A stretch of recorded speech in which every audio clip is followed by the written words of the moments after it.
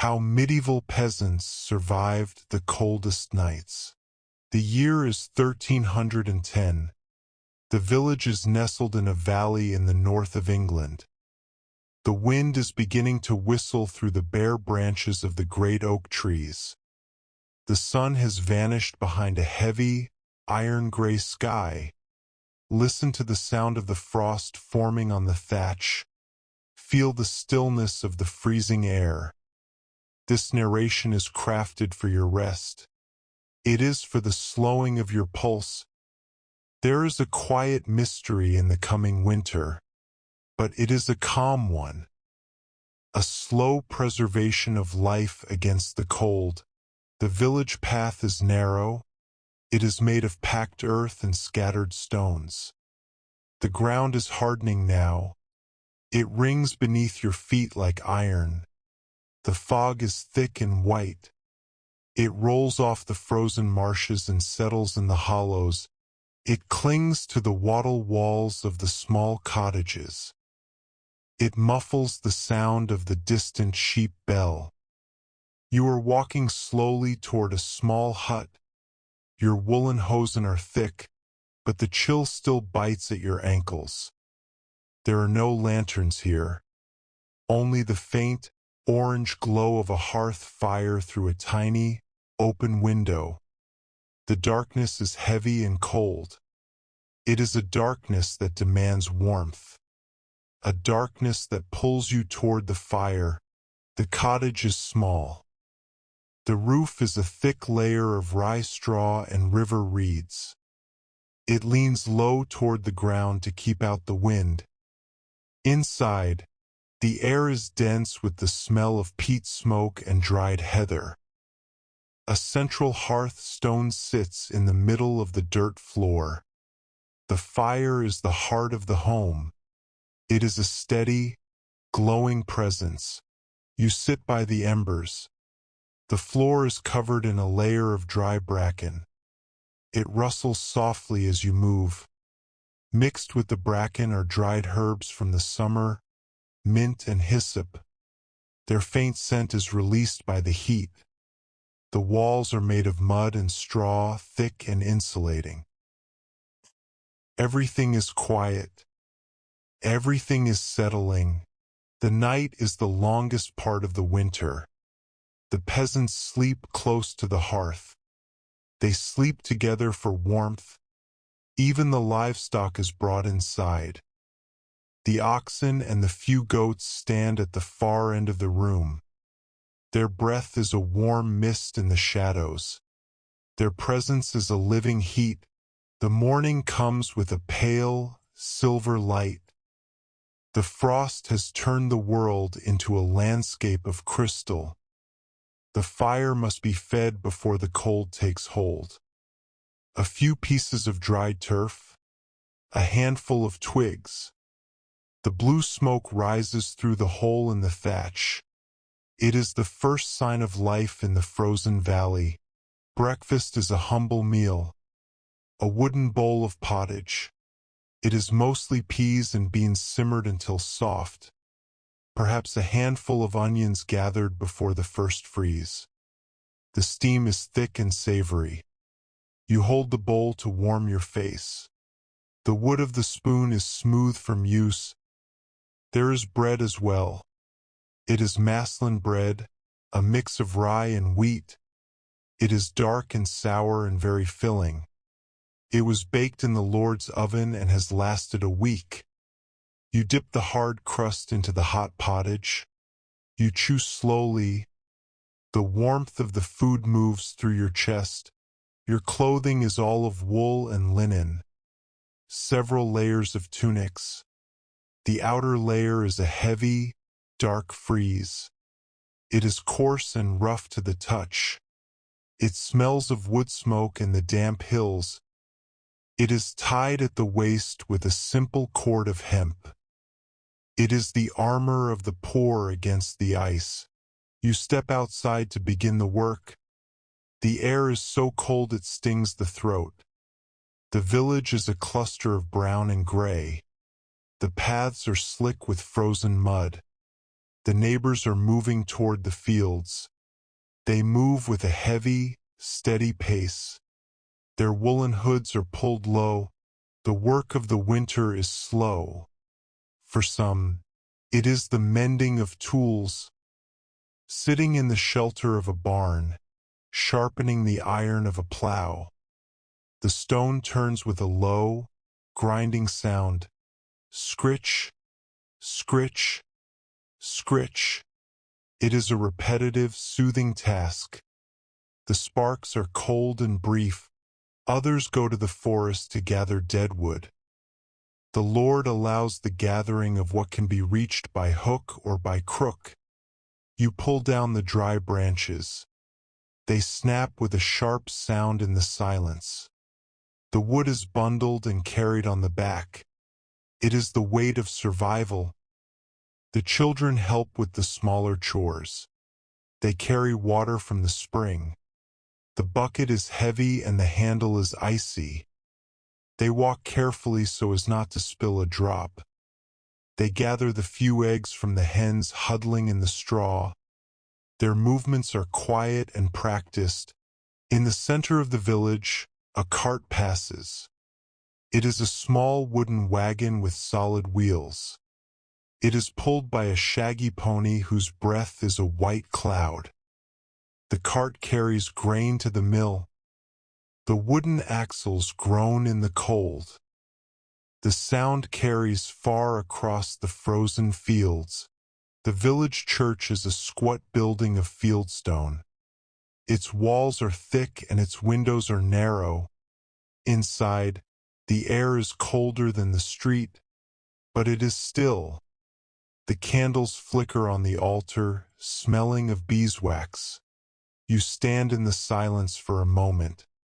The stone floor is hard beneath your feet. Outside, the sun is a low, pale lamp in the sky. It provides no heat, only a dim, golden light. You watch the blacksmith at his forge. The bellows move with a rhythmic sigh. Huff, shoo, huff, shoo. The iron glows a brilliant cherry red. The hammer hits the metal with a steady beat. The sound of the hammer is the pulse of the village. Thud, thud, thud. It is a solid, comforting noise. It tells the people that the tools are being made, that the iron is being shaped. The heat of the forge is a small sun in the gray afternoon. Midday brings a short rest. You return to the cottage to escape the wind. The fire is a bed of glowing coals. You eat a small piece of salted herring. It is dry and pungent. You drink a mug of weak ale. It is the color of straw and tastes of the earth. The afternoon is for the indoor trades. Spinning wool into yarn. The spindle drops and spins. Whir, whir, whir. The fibers are pulled thin and strong. The movement of the hands is a dance. It is a task that has been done for 1,000 years. The weaver's loom is in the next cottage. The wooden frame is tall and dark. The threads are held tight by stones at the bottom. The shuttle moves back and forth with a thud. It is a slow way to make cloth, but the cloth is thick and will last for generations. The village children gather by the fire to hear stories. There are no books here, only the spoken word. The elder tells of the great frosts of the past. His voice is a low, gravelly murmur. The children listen with wide eyes. The firelight flickers in their hair. The shadows are returning now. The short day is ending. The sun is a sliver of red on the horizon. The wind is picking up again. It brings the smell of more snow. The village begins to close its doors. The heavy oak planks are barred from the inside. You walk back to your own hearth. The frost is growing on the stones again. The air is sharp and clear. You see the stars beginning to appear. They are like cold diamonds in the black sky. They are beautiful and distant. They watch over the sleeping valley. The evening meal is the same pottage, perhaps with a bit of turnip. The family sits on the ground around the fire. The light of the flames is the only light they know. It casts long, swaying shadows on the walls. The shadows are soft and quiet. The children are the first to sleep. They lie in the bracken, covered by a single sheepskin. They are warm and safe. Their breathing is a soft, steady rhythm. The goats at the end of the room shift and settle. The sound of their hooves is a dull thud. You sit by the fire for a little longer, watching the embers change from orange to gray. You feel the stillness of the winter night. It is a time of waiting, a time of preservation. The world is asleep beneath the ice, and you are part of that sleep. The last log is placed on the fire. It will smolder until the morning. You lie down in the dry ferns. The wool of your tunic is warm. The sheepskin is heavy. You pull it up to your chin. The room is cold, but the heart of the house is warm. Listen to the sounds of the medieval night. The wind in the thatch. The cracking of the frozen earth. The distant howl of a wolf in the deep forest. These are the sounds of the ancient winter. They are the sounds of a world at rest. The frost is thick on the walls. It is a white forest of ice. It does not matter. The fire is breathing. You are breathing. The village is a small island of warmth in a sea of cold. The darkness is a blanket. The night is a long, slow dream. You are drifting, like a spark rising from the hearth, floating toward the roof, moving into the dark. There is no effort. The night carries you. The cold is outside. The peace is inside. The year 1310 is a memory. The paths are silent. The carts are still. The sheep are huddling in the fold. The fires are low. Only a faint, red glow remains. The smell of the peat is the last thing you notice. It is a deep, smoky scent, a promise of life. The world is gone. There is only the darkness. The elders are sleeping. The children are sleeping. The Lord in his manor is sleeping. The king in his castle is sleeping. The whole of the land is held in the grip of the winter. It is a quiet, frozen peace. It is a time for the earth to dream. The wood of the rafters is old. It has seen many winters. It knows how to hold the weight of the snow. You are safe beneath its strength. The walls are thick. The door is tight. There is nothing to do but rest. The rest is the only work of the night. The wheat in the barn is sleeping in the husk. The bees in the hive are sleeping in a ball of heat. The roots in the ground are sleeping in the dark. All of life is gathered inward. And so are you. Your heart beats slowly. A steady drum in the quiet hut. The mist is so thick it has swallowed the moon. It does not matter. The eyes are closed. The mind is still. The thoughts have all frozen and fallen away. There is no yesterday. There is no tomorrow. There is only the long, cold, peaceful now. The heavy wool of the blanket is the weight of the hills. Solid and sure. You sink deeper into the bracken.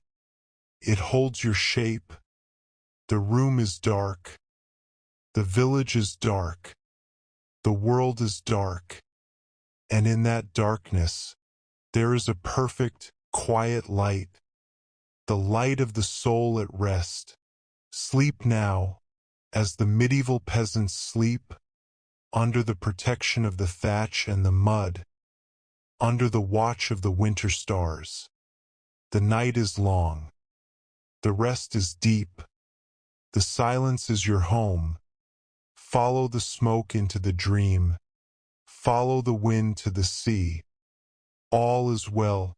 The end of the day. The beginning of the long wait.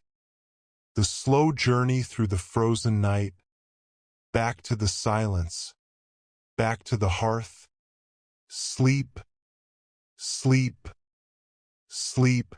The world is cold, but you are warm. The air is sharp, but you are safe. The night is vast, but you are home. There is no time here. There is only the breath, and the breath is sleep. Let the shadows take you. Let the frost guide you. Let the fire carry you into the deep, dark heart of the medieval winter, where the only sound is the pulse, and the only light is the peace, fading, fading, into the gray, into the quiet, into the sleep. The village is gone. The year is gone. There is only the breath, and the silence, and the sleep. The fields of England are covered in white. The rivers are stilled by the ice. The great forests are silent and dark.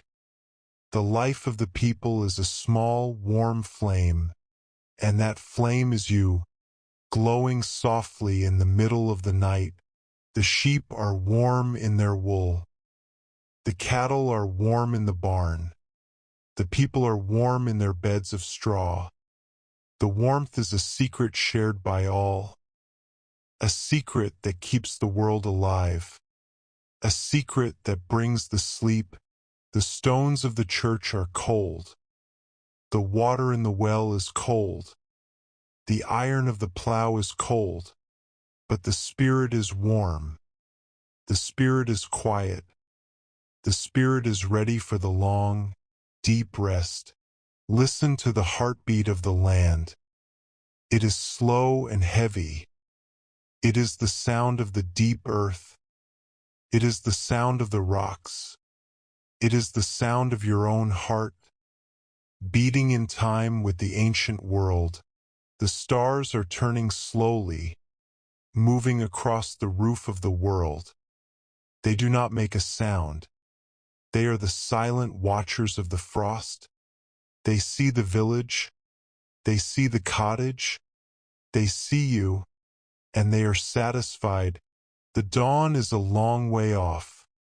The sun is a memory. The light is a hope. But for now, the dark is enough. The dark is a gift. It is the time of the great forgetting. It is the time of the deep peace. The pottage is gone. The ale is gone. The talk is gone.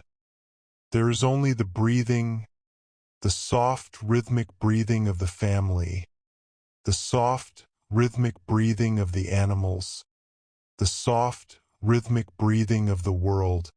The straw of the thatch is a golden shield. It keeps out the ice. It keeps in the heat. You are inside the shield. You are safe from the wind. You are safe from the cold. You are safe in the night. The bracken is soft. The wool is thick. The floor is solid. Everything is as it should be. Everything is in its place. The order of the world is maintained by the silence. The order of the world is maintained by the sleep. Let go of the plow. Let go of the hammer. Let go of the needle. The work is done. The tools are at rest. The hands are at rest. The mind is at rest. The village of 1310 is a ghost. It is a shadow in the mist. It is a story told by the fire. It is a dream in the night, and you are the dreamer, drifting, drifting, into the white, into the dark, into the quiet. The cold is a distant hum. The warmth is a present truth. The sleep is a coming grace. The wood smoke is a thin line in the sky. It reaches for the stars. It is the prayer of the hearth. It is the sigh of the home. It is the breath of the night. The frost is the skin of the world. It is thin and delicate. It is strong and cold. It is the beauty of the winter. It is the peace of the earth. The shadows are your friends. They cover you. They hide you. They protect you from the light. They are the velvet of the night. The silence is your teacher. It tells you how to be still. It tells you how to listen. It tells you how to sleep, fading, fading, into the deep, into the old, into the true. The year is gone. The place is gone. There is only the rest. The heart is a slow bell, ringing in the dark, tolling the hour of the sleep, tolling the hour of the peace. The world is a small room, warmed by a single fire, and you are in the center. You are in the warmth. You are in the sleep. The night is a river of ink, flowing over the hills, drowning the light, bringing the dream. The dream is a forest of gold, where the sun never sets. But for now, the dark is better. The dark is the rest. Sleep, sleep, sleep, as the medieval world sleeps, as the ancient earth sleeps. As you sleep, the cold is a memory. The fire is a feeling. The rest is a reality. The end, the beginning, the sleep. The stars are the eyes of the night, and they are closing. The moon is the lamp of the night, and it is dimming. The world is the bed of the night, and it is soft. The breath is the song of the night, and it is slowing. The pulse is the drum of the night, and it is softening. Into the dark, into the quiet, into the peace. The village of the north is silent now. The frost has won the night. The people are safe. The fires are low. All is well. All is well. All is well. All is well. Fading, fading, fading. The year 1310 is a whisper in the wind. The cottage is a shadow in the mist. The fire is a spark in the dark, and you are the silence, and you are the sleep. The wool is warm. The straw is soft. The night is long. Sleep. The heavy timber of the door is a shield against the world. Nothing can cross it. Nothing can break the peace of the hearth. The iron bar is solid. The wood is thick. You are in the sanctuary of the night. The smell of the herbs in the bracken is a faint, sweet ghost. It reminds you of the summer, of the sun on the fields, of the green of the trees. But the winter is better for the rest. The winter is the time of the deep sleep. Their warmth is a steady presence in the corner. They are the companions of the dark. They share the life of the house. They share the silence. The fire is a small, red eye, watching over the room. It is the guardian of the home. It keeps the cold at bay. It keeps the shadows dancing. The shadows are a play of memory. They tell the stories of the day, the work in the woods, the walk on the path, the meal by the hearth. But the stories are ending now. The shadows are becoming the dark. The dark is the home of the soul. It is where the strength is found. It is where the peace is kept. It is where the sleep lives. The village is a cluster of dreams.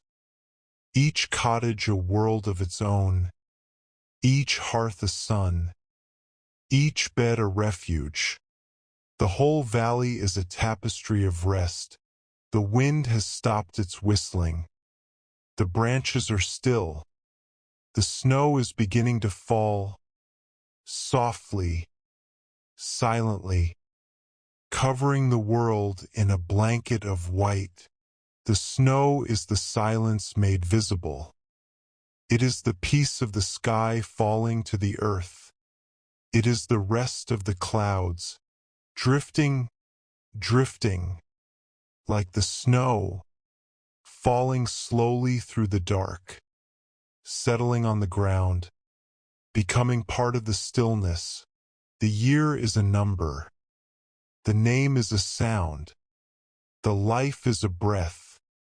There is only the existence, pure and quiet, fading, fading, into the white, into the quiet, into the sleep.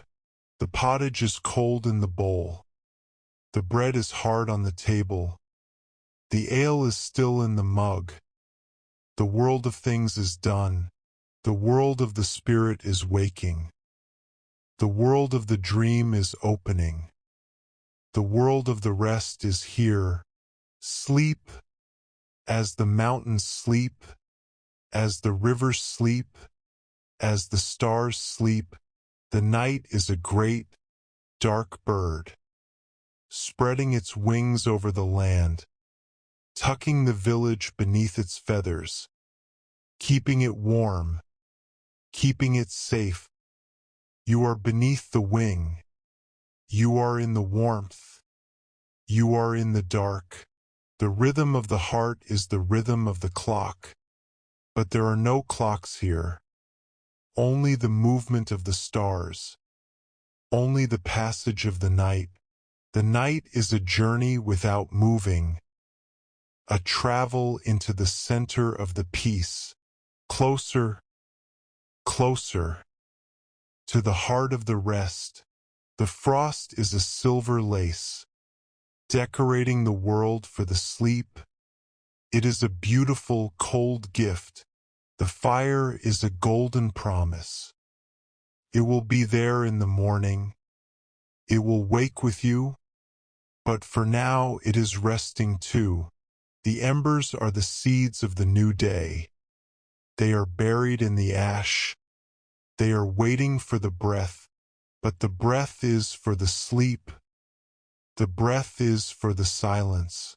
Fading, fading, into the gray, into the quiet, into the peace. The village of 1310 is a dream, and you are the dreamer, and the dream is good. Sleep. The cold is a distant song. The warmth is a near truth. The rest is the only thing. All is well. All is well. All is well. The paths are gone. The fields are gone. The forest is gone. There is only the dark, and the warmth, and the breath. The breath is the river. The heart is the stone. The soul is the fog, drifting, drifting, into the deep, into the old, into the true. The year is gone. The place is gone. There is only the rest. Sleep, sleep, sleep. The night is a velvet curtain, closing out the world, closing out the light, closing out the time. You are behind the curtain. You are in the silence. You are in the peace. The heavy wool is the earth. The dry bracken is the forest. The wattle walls are the mountains.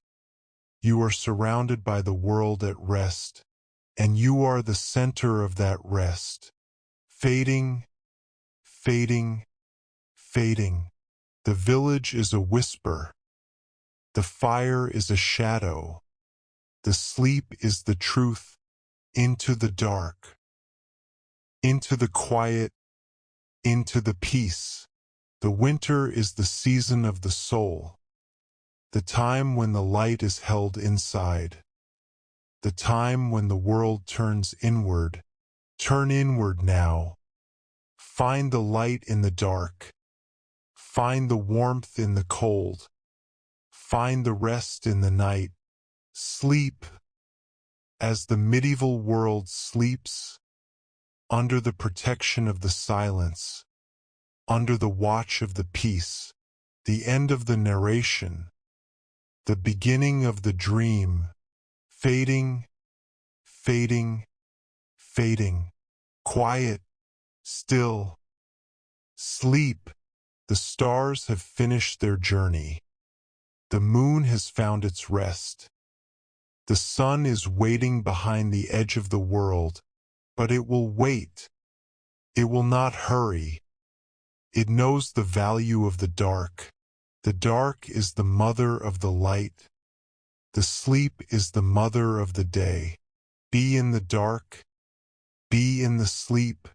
All is well. All is well. All is well.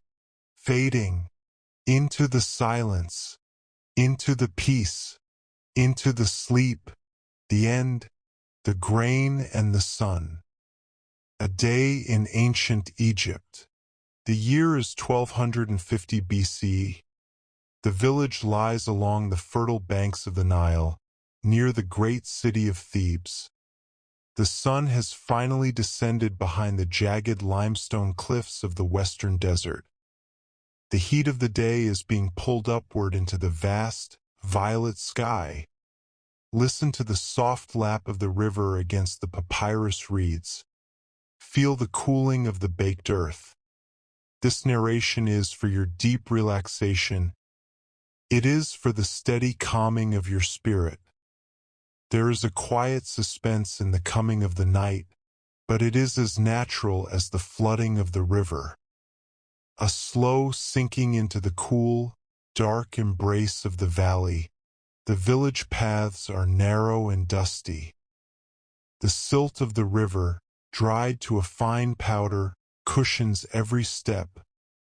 The dust hangs in the air, catching the last orange rays of light. There are no lamps here, only the soft, flickering light of oil lamps made of simple clay, burning linen wicks. The darkness is warm and fragrant. It smells of dry earth, river mud, and the distant scent of roasting waterfowl. It is a darkness that promises a cessation of toil. The houses are small and rectangular, built of mud bricks dried hard in the relentless sun. They are coated in a fine white plaster that glows like bone in the moonlight. Inside, the rooms are sparse and cool. The thick walls hold the heat of the day at bay. A small central area serves as the heart of the home, where the family gathers away from the desert wind. The floor is of packed earth, swept clean with palm fronds. Everything is silent. Everything is returning to the earth. You sit upon a mat of woven reeds. It is cool and slightly textured beneath your skin. Near the corner, a small stone hearth holds a few glowing embers of acacia wood. The smoke is thin and sweet. It rises through a small vent in the flat roof, carrying with it the day's lingering cares. The walls are bare, perhaps decorated with a single painted eye of Horus for protection. The silence is thick and comforting. It is the silence of a civilization that has endured for millennia. The night is a time of profound stillness in the valley.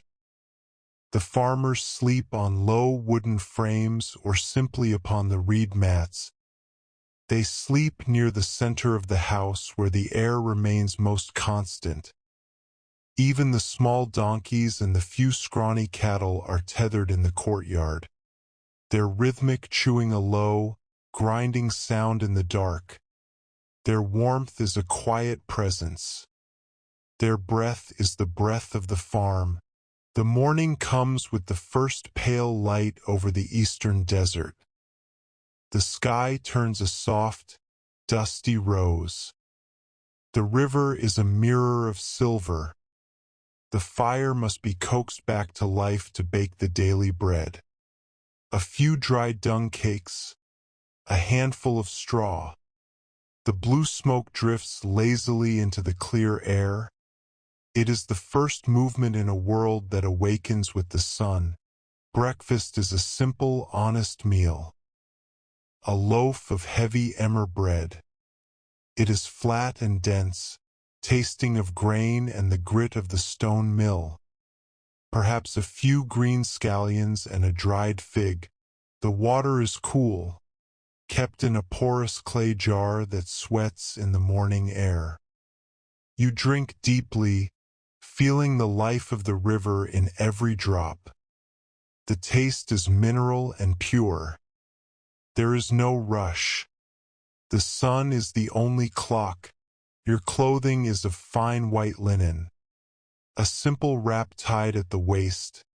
It is light and airy, allowing the breeze to pass through.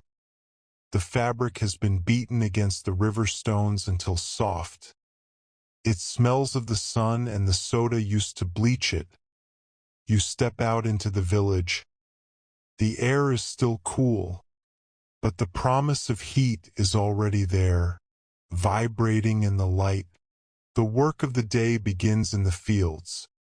The soil is black and rich, the gift of the annual flood. You lead the oxen to the wooden plow. The yoke is heavy and smooth. The animals move with a slow, deliberate strength. The wooden blade turns the earth with a soft, tearing sound. It is a rhythmic movement, a dance between the man, the beast, and the land. Others work at the shaduf, a long wooden lever with a bucket at one end and a weight at the other. They lift the water from the river to the irrigation channels. Dip and swing, dip and swing. The water splashes into the dry mud, turning it dark and fertile. The sound of the splashing is a song of life. The channels are the veins of the valley. The children help by scaring birds from the ripening grain. They carry small slings and stones, standing on the edges of the fields. Their voices are high and clear, calling out to the hawks and the sparrows. They gather the fallen stalks of flax for their mothers to spin. Their work is a game, played with the seriousness of survival. In the village square, a potter is at his wheel. The clay is the mud of the Nile, gray and malleable. His hands are covered in the slick earth. The wheel spins slowly, thrum, thrum, thrum. A jar rises from the center like a growing plant. He shapes the rim with a wet thumb. It is a vessel for water, or grain, or oil. It is a piece of the river made solid. The market is a place of quiet bartering. No coins are exchanged, only goods. A basket of onions for a measure of grain. A dried fish for a small jar of beer. The voices are low and melodic. The air smells of cumin, coriander, and wet linen. You move through the stalls with a slow, steady gait, your feet knowing the path as well as the river knows its bed. You watch a scribe sitting in the shadow of a temple wall. His reed pen moves across a scroll of papyrus with a soft scratching sound. He records the harvest, the numbers of sheep, the height of the river. His characters are small and precise, a secret language of power and memory. He is the keeper of time. He is the bridge between the people and the gods. Midday brings a heavy, golden silence. The sun is at its zenith and the world pauses. You return to the shade of your house. The mud bricks are cool to the touch. You eat a small lunch of salted fish and a bowl of thick, dark beer. The beer is gritty and nutritious, tasting of fermented bread. It provides strength for the afternoon's labor. The afternoon is for the slower, indoor crafts. Weaving linen on a horizontal loom. The wooden beam is fixed to the floor. The threads are stretched tight. The weaver passes the shuttle through with a practiced flick of the wrist. Thud, thud. The fabric grows slowly, thread by thread. It is a patient work, a work of endurance. In the temple workshops, the jewelers are at work. They use small copper drills to pierce beads of turquoise and carnelian. The sound is a high-pitched whir.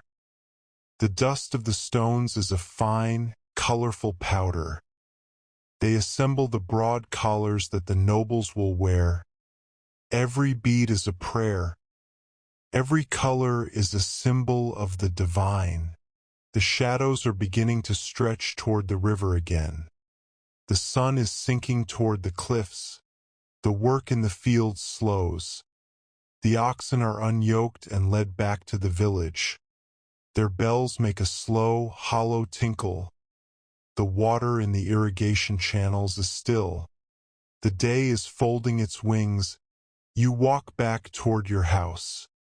The air is beginning to lose its sharp heat. The evening breeze, the breath of the north, begins to blow. It is a cool, reviving wind. It carries the scent of the desert and the river. The smell of wood smoke returns to the air as the evening fires are lit. It is a scent that means safety and rest. The evening meal is the main event of the day. A thick stew of lentils and chickpeas. Perhaps a piece of roast goose if the hunt was good.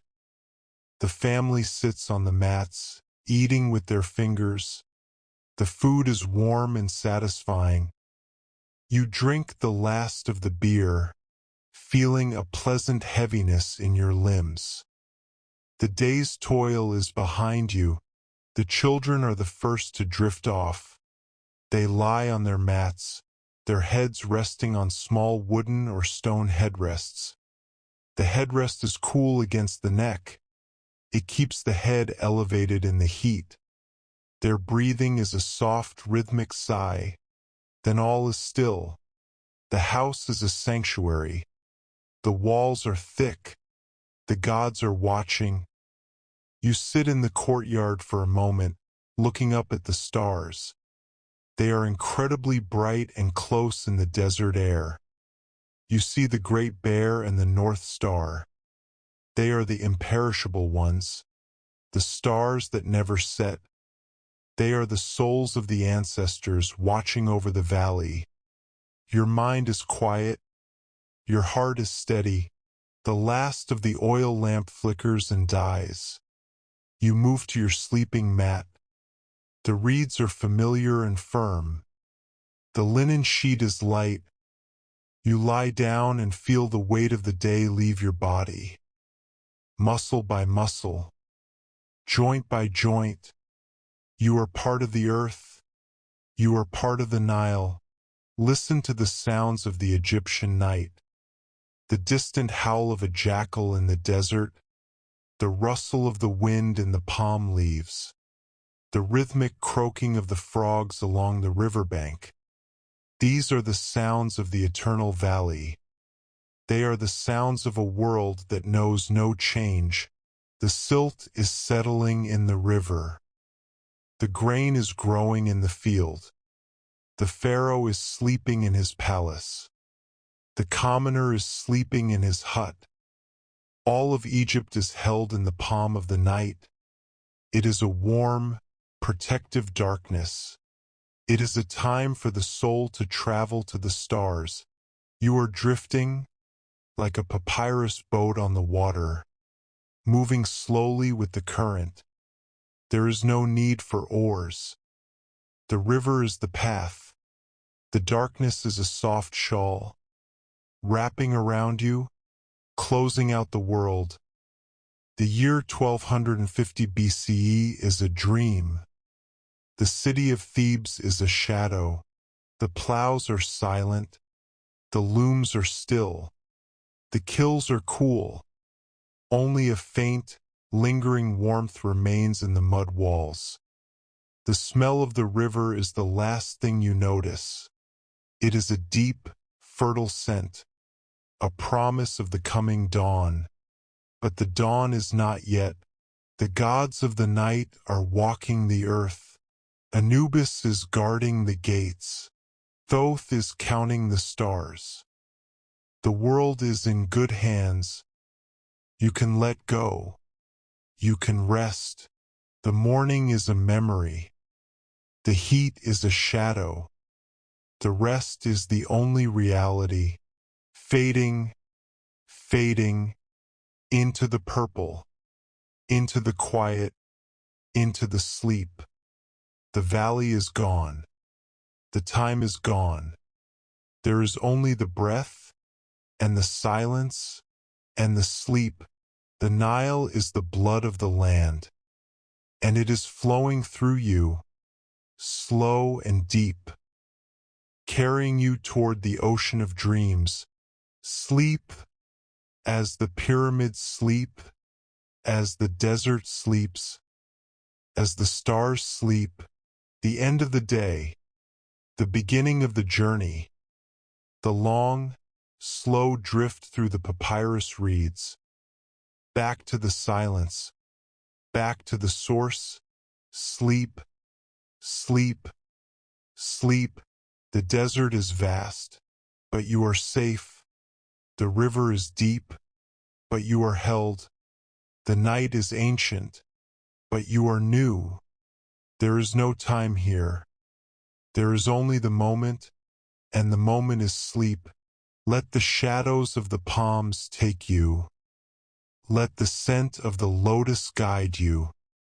Let the breath of the north carry you into the deep, dark heart of the Egyptian night, where the only sound is the river, and the only light is the soul, fading, fading.